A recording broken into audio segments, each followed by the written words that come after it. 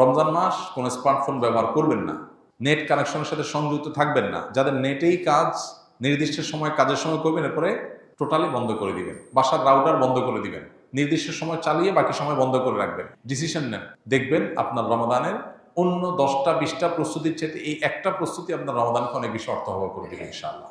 দ্বিতীয়ত, রমজান মাসে আনহেলদি, অস্বাস্থ্যকর এবং আমাদের জন্য ক্ষতিকর এবং অপ্রয়োজনীয় অতিরিক্ত খাবার গ্রহণ করা থেকে রমজানে বিরত থাকে।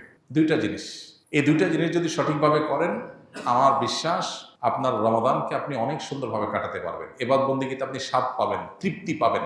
অতিরিক্ত খাদ্য গ্রহণ, অস্বাস্থ্যকর খাদ্য গ্রহণ না করে পরিমিত ভালো খাবার গ্রহণ করেন, স্বাস্থ্য ভালো থাকবে, ভেতর থেকে শক্তি পাবেন। আর খাবার যখন এলোমেলো হবে, ওইটা মানুষের আধ্যাত্মিক শক্তিকে ধ্বংস করে দিবে। এবং তার সাথে মোবাইল ফোনের নিয়ন্ত্রণ, এই দুইটা জিনিস ডিসিশন নেন এবং আপনি লিখে রাখেন, ইনশাআল্লাহ হবে ইদনিল্লাহ আপনার জীবনের শ্রেষ্ঠ রমজান আপনি কাটাতে পারবেন এই দুইটা প্ল্যান করার মাধ্যমে। আল্লাহ আমাদেরকে তৌফিক দান করুন।